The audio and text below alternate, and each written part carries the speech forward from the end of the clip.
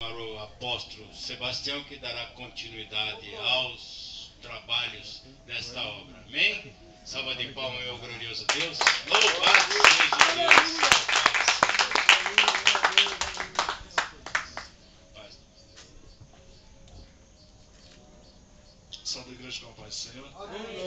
Deus abençoe a vida do apóstolo Pedro, apóstolo Novaes. Deus te abençoe. Os pastores que estão aqui, o Emerson. Eu pensei que ia chover, irmão Emerson. Desde hoje eles não vêm. Mas, glória a Deus pela tua vida. Também a vida do irmão Josimar. Vai ficar de castigo ali, o bispo de Cineia. Pastor Valmir. Deus te abençoe, pastor. Muito obrigado por ter vindo, viu? Muito bom ter o senhor com a gente. Andando muito tempo juntos. Pastor Valmir? E é uma bênção de Deus. Aleluia. Deus abençoe os irmãos por essa reforma que foi feita aqui, nesse lugar. Ficou muito bom. Olha, isso tudo aqui, isso aqui não foi nós que fizemos. Foi você que fez isso. Nós, na realidade eu estou falando nós porque nós comandamos aqui, mas quem comandou todo o processo de trabalho aqui, a arquitetura, foi o pastor Pedro, pastor Pedroso, juntamente com os outros irmãos que ajudaram a fazer isso daqui. O pastor Pedroso, o pastor Pedro de Melo, o pastor Sebastião, o evangelista Edivaldo. O evangelista Edivaldo foi quem ajudaram a fazer isso aqui. Eu não tive presente na cobertura. Eu só fiquei ligando e orando, falando para eles trabalhar. Né? Mas pelo menos ajudei, né? Dando uma força, uma palavra de incentivo, né? Dizendo, trabalha, não fica parado aí não, pessoal, trabalha. Aleluia. E na quarta-feira não terminaram. Mas terminou hoje, glória a Deus, ficou bom.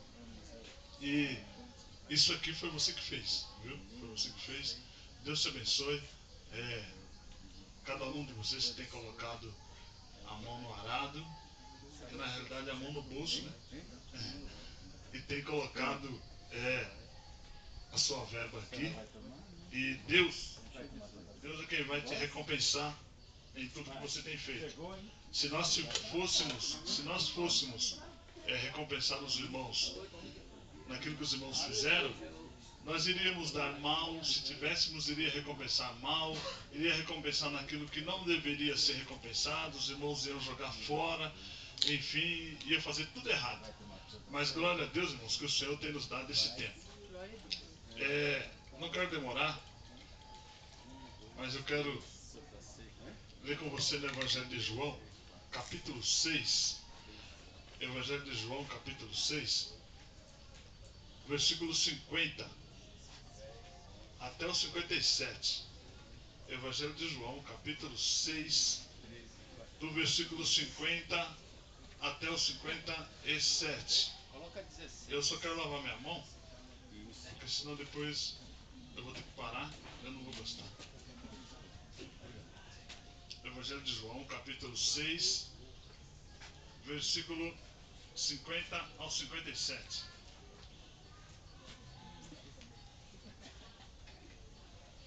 Aleluia. 6, do 50 ao 57. Diz assim, versículo 50, a partir do 50. Este é o pão que desce do céu, para que o que dele comer não morra. 51. Eu sou o pão vivo que desceu do céu. Se alguém comer deste pão, viverá para sempre. E o pão que eu der é a minha carne, que eu darei pela vida do mundo. Versículo 52. Disputavam, pois, os judeus entre si, dizendo, como nos pode dar este a carne a comer, a sua carne a comer? 53. Jesus, pois, lhe disse, na verdade vos digo, se não comerdes a carne do Filho do Homem e não beberdes o seu sangue, não tereis vida em vós mesmos.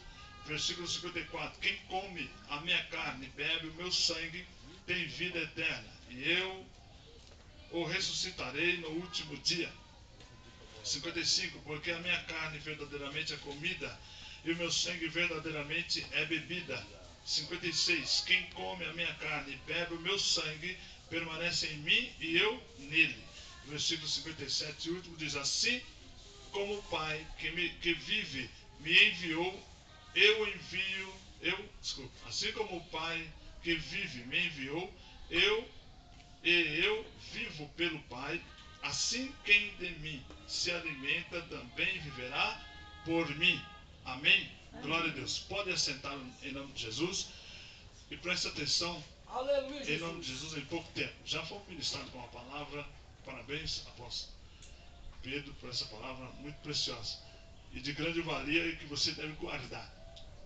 Mas essa é a palavra da ceia, você precisa observar. Porque o apóstolo Paulo diz assim, em 1 Coríntios 11, versículo 17, que é a palavra oficial de todas as igrejas. E eu já evito usar ela porque a gente ouve em tudo quanto é lugar. E aí, irmãos, o apóstolo Paulo diz assim: muitos comem e bebem sem ter discernimento.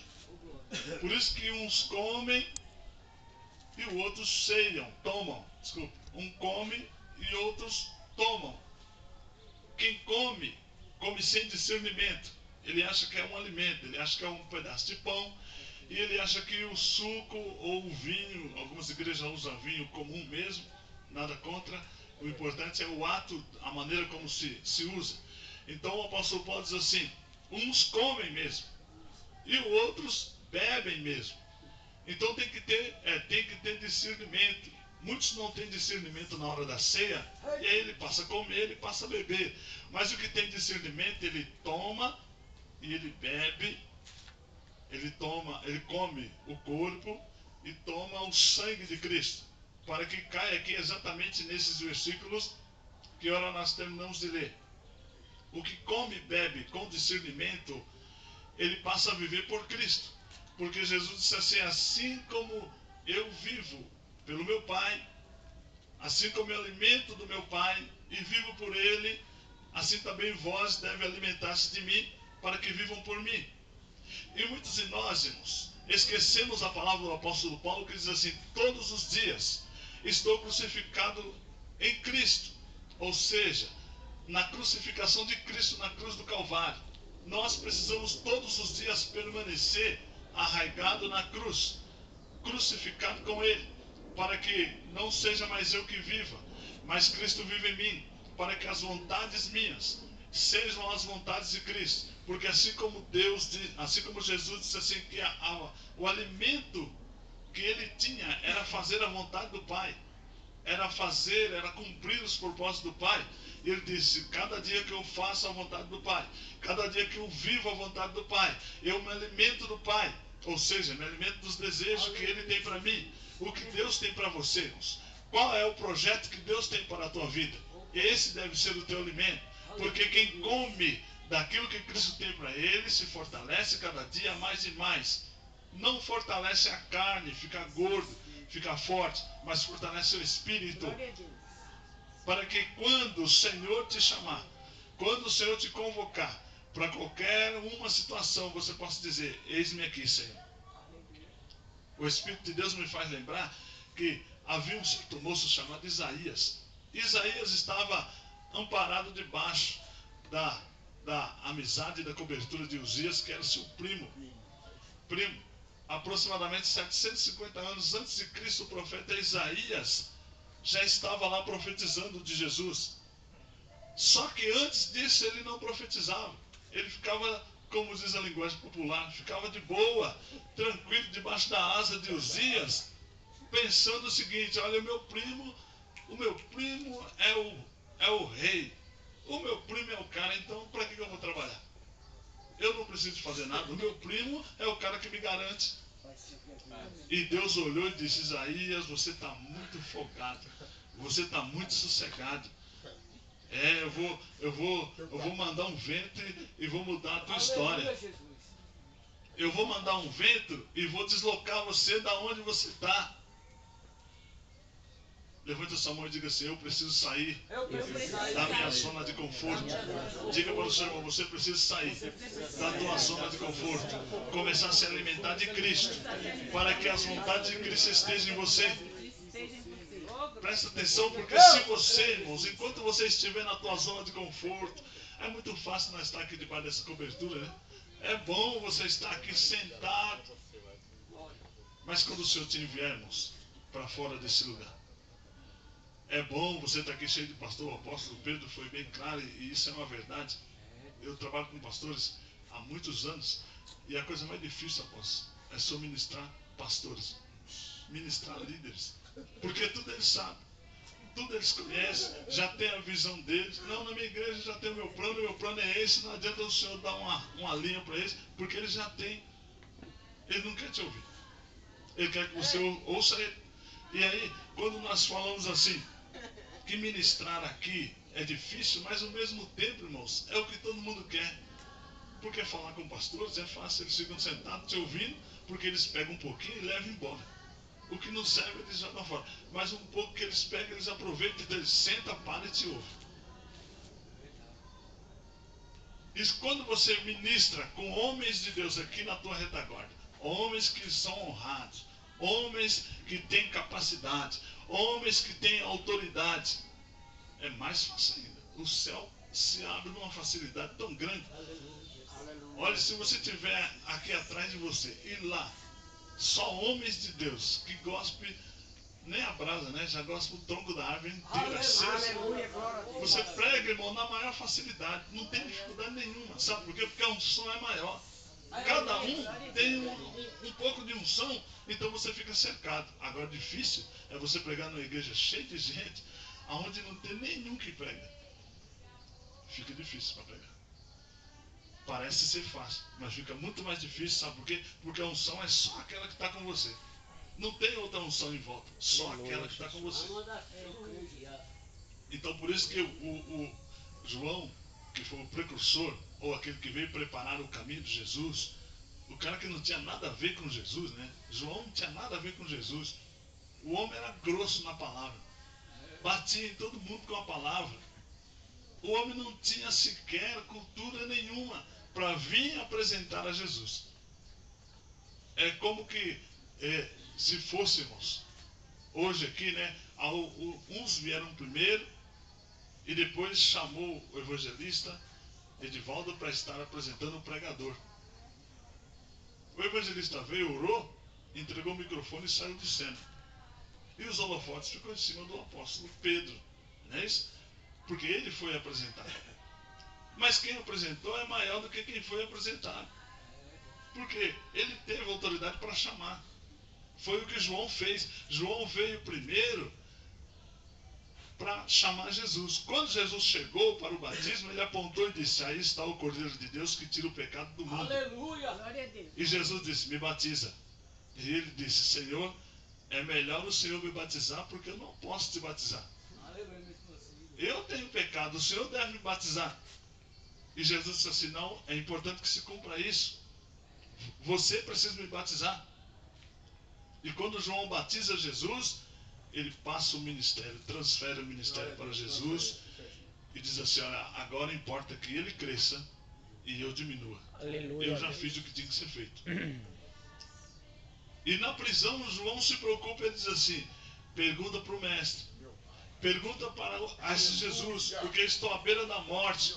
Pergunta para esse Jesus se é o Jesus que eu deveria ter batizado mesmo ou se é outro. E a resposta de Jesus para João foi muito simples e fácil. Ele não disse com essas palavras, né? Mas é como se fosse assim: João, morre em paz, porque você já fez o teu serviço. Você já me batizou. O negócio aqui está pegando fogo, João. Olha, os paralíticos estão andando, os cegos estão vendo, os mudos estão falando. Ao pobre é anunciado o evangelho. João morre em paz. Morre em paz, João. Glória a Deus. E João morreu. Glória a Deus.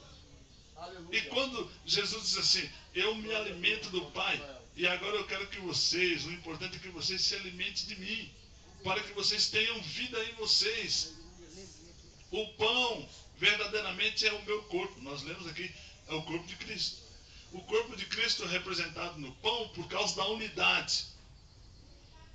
A unidade perfeita. Se moe o grão de trigo, se apanha, recolhe o grão de trigo, debulha o grão de trigo. Agora põe-se na prensa e moe ele até que ele fica pó. E o pó que é feito são vários grãozinhos, vários pozinhos, partículas minúsculas. E aquilo não tem unidade, porque se você jogar para o ar, ele vai embora. Mas Jesus agora prepara uma composição para juntar o pó do trigo. Ou seja, para reunir aquele corpo que foi moído. Isaías 53. Ele foi moído pela nossa transgressão. É o trigo. Em João ele diz assim, se a semente de trigo não morrer, ela fica só. Mas se ela morrer, ela reproduz. E aí depois, se você continuar lendo em casa, ele vai dizer, os vossos pais comeram maná no deserto e morreram, porque receberam um pão ou uma semente morta. Uma semente que não tinha poder para trazer vida. Recebeu igual um pão desse francês que você compra em qualquer lugar, ou qualquer um outro pão. Aquele trigo que vem no pão, o trigo que foi moído, ele é um trigo morto. Porque ele já foi moído, ele morreu e ele não vai nascer mais. Ele não vai ter mais vida, porque ele só serve para alimento, satisfazer a tua carne e a minha carne. Mas Jesus disse assim, eu sou o pão vivo que desceu do céu. Quem comer de mim, viverá para sempre, não vai morrer. Ou seja,